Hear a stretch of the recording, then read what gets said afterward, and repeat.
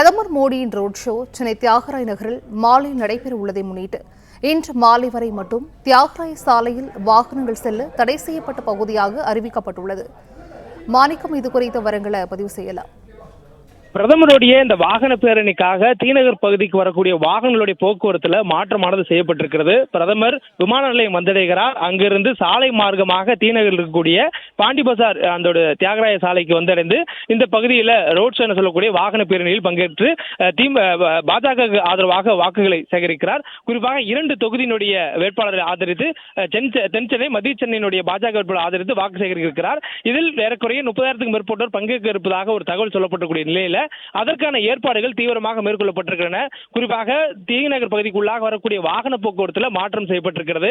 2 மணியிலிருந்தே இந்த பகுதிக்கு அருகே வரக்கூடிய முக்கியமான பிரதான சாலையில் வரக்கூடிய கனரக வாகனங்கள், அதாவது சரக்குந்து உள்ளிட்ட வாகனங்கள், சிறிய ரகங்களாக இருக்கக்கூடிய சரக்கு சுமந்து செல்லக்கூடிய கமர்ஷியல் வெஹிக்கிள் சொல்லக்கூடிய வாகனங்கள் வருவதற்கான தடை விதிக்கப்பட்டிருக்கிறது. அதே போல தியாகராய நகர் சாலை முழுவதுமே போக்குவரத்திற்கு அனுமதி இல்லை என்று அறிவிக்கப்பட்டிருக்கிறது.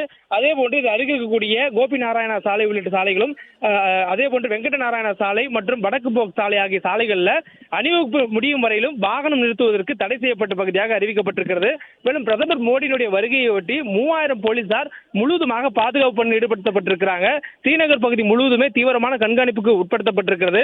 பிரதமர் வரக்கூடிய வழிப்பகுதிகளில் இருக்கக்கூடிய சாலையோரம் இருக்கக்கூடிய அனைத்து பகுதிகளிலும் காவல்துறையினர் தீவிரமான சோதனையில் ஈடுபட்டிருக்கிறாங்க.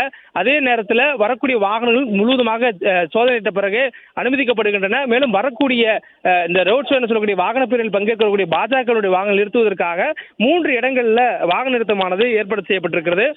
குறிப்பாக ஒரு அந்தனம் YMCA மைதானம், தீநகரில் இருக்கக்கூடிய சோமசுந்தரம் மைதானம், ராமகிருஷ்ணா பள்ளி மைதானம் ஆகிய இந்த 3 மைதானங்களில் வரக்கூடிய பாஜக வாகனம் நிறுத்துவதற்கான பிரத்யேக ஏற்பாடுகளும் செய்யப்பட்டிருக்கின்றன.